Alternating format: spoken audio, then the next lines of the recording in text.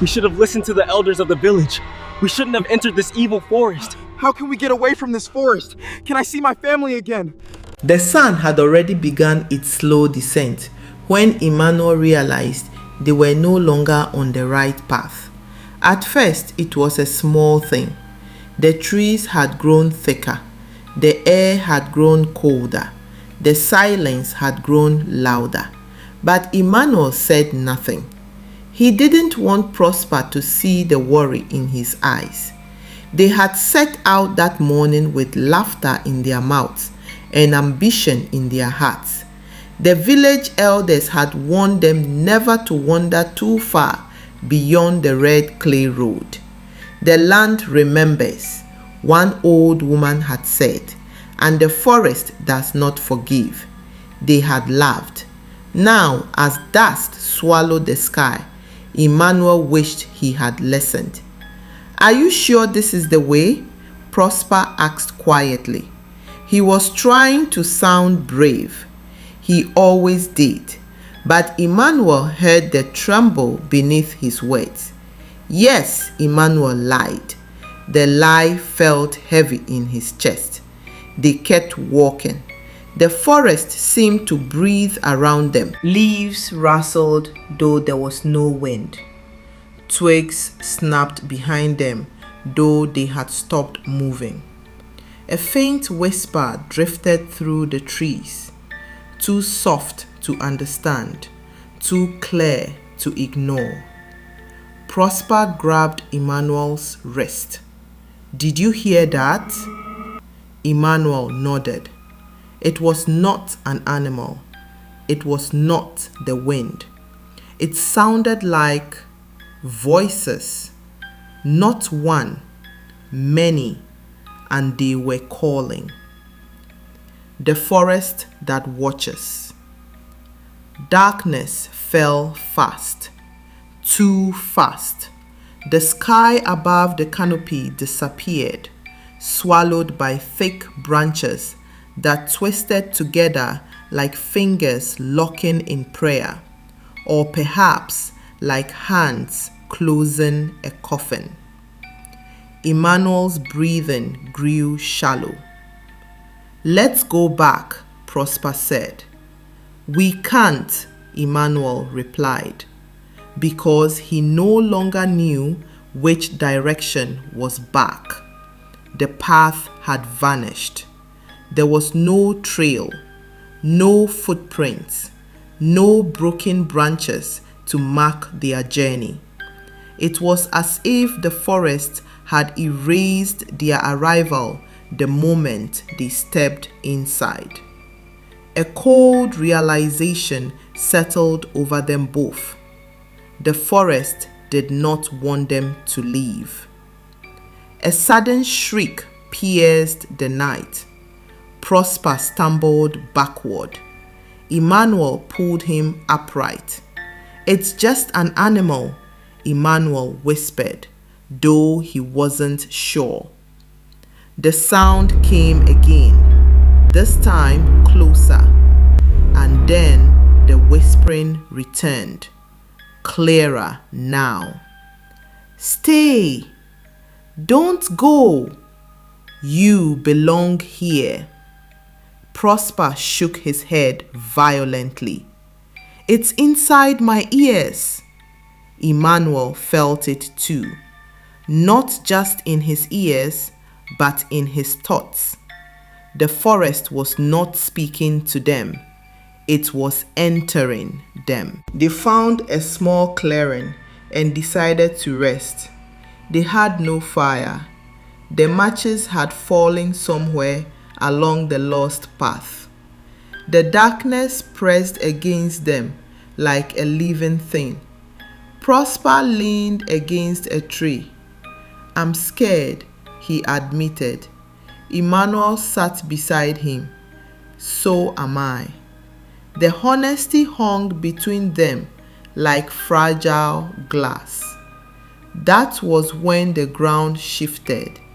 Not violently, not dramatically, just enough. The tree Prosper leaned on seemed to pause. He jumped away. The back was no longer back.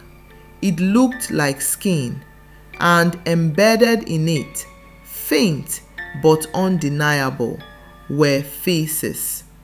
Dozens of them, mouths open in silent screams, eyes wide with eternal terror. Prosper fell to his knees. "What is this place?" Emmanuel could not answer. The faces began to move, slowly turning towards them. One mouth opened. "You should have listened," another whispered. "Now you stay." Prosper screamed. Emmanuel grabbed him and ran. Branches clawed at their arms. Thorns tore at their clothes. The forest seemed to rearrange itself. Trees shifting positions like soldiers closing ranks. The more they ran, the deeper they went. The illusion of escape. After what felt like hours, they burst into another clearing, and there it was, the red clay road, their road. Prosper gasped with relief. "We made it!" But Emmanuel did not move. Something was wrong. The road looked familiar but too perfect, too smooth. No footprints, no wagon tracks, no sign of life. Prosper ran towards it. "Wait!" Emmanuel shouted. Too late. The moment Prosper stepped onto the road, the ground cracked beneath him like glass. The red clay dissolved into black water. Prosper sank waist deep in seconds. "Emmanuel!" Emmanuel rushed forward but stopped just before the edge. The road was not a road. It was a trap. Prosper thrashed, but the water was thick, almost alive, pulling him down. "Don't fight it!" Emmanuel shouted. "What?" "Be still!"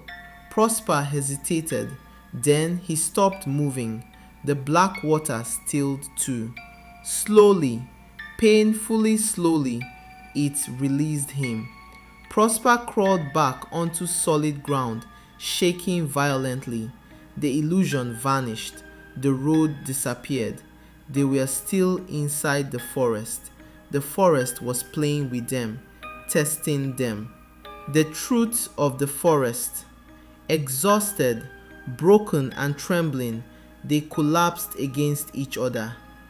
"This is punishment," Prosper whispered. "For what?" Emmanuel asked. "For not listening, for pride." Emmanuel closed his eyes. The elders had not been speaking of a normal forest. They had been speaking of this one, the evil forest, a place that fed on fear, on regret, on guilt, a place that trapped not bodies but souls. The whispering grew louder again, but this time Emmanuel forced himself to listen carefully. The voices were not random, they were personal. He heard his mother's voice. "You always think you know better." He heard his father's disappointment. "You never learn." Tears filled his eyes. The forest was not creating new fears. It was using the ones already inside them. Prosper began sobbing. "I see them," he said. "Who?" "My mistakes." In the darkness before them, shapes formed. Moments from their past. Times they had disobeyed, lied, hurt others, ignored wisdom. The forest was feeding them their own reflections. The second trial. A tall shadow emerged from between the trees. Not a man, not an animal, something in between. Its eyes glowed faintly, like dying embers. "You may leave," it said. its voice layered with the whispers of 100 others. But you must surrender. Surrender what? Emmanuel asked. Your truth. Prosper looked confused. The shadow stretched one long arm towards them. Give the forest your fear, and it will keep it for you. It sounded tempting. No more guilt, no more shame, no more regret, just emptiness, peace. Prosper almost stepped forward. Emmanuel grabbed his arm. No. The shadow tilted its head. You would rather suffer? Yes, Emmanuel said, his voice trembling but firm. Because our fear is ours. It reminds us who we are. The forest grew restless. Trees shook violently. The faces in the back screamed. The shadow roared. You choose pain? Emmanuel stood. We choose to grow. For a moment, everything froze. Then the shadow shattered into mist. The whispering stopped. Silence returned. True silence. The way out. The air changed. It no longer felt heavy. The trees no longer leaned inward. And ahead of them, faint but real, was a narrow path. A real one. Not perfect, not smooth, but real. Prosper looked at Emmanuel. Is this another trick? Emmanuel shook his head slowly. No, this feels different. They walked carefully. Every step felt lighter. The deeper truth settled inside them. The forest had not trapped them because they were lost. It had trapped them because they were unready. Now they were different, humbled, aware, honest. As dawn broke, they stepped out of the trees. The real red clay road lay before them. Birds sang. The sky glowed gold. They had made it out. The aftermath. When they returned to the village, no one asked where they had been. The elders simply looked at them and nodded. They knew. Emmanuel and Prosper never spoke fully about what they saw in that forest, but they changed. Emmanuel became slower to speak, quicker to listen. Prosper became braver in truth, not just in voice. And sometimes, late at night, when the wind rustled the trees at the edge of the village, they would hear faint whispers carried through the air, not calling them back, just reminding them. The forest was still there, watching, waiting. What happened next to Emmanuel and Prosper will shock you after they return back from the forest. Emmanuel and Prosper fell very sick. Watch out for the part 2.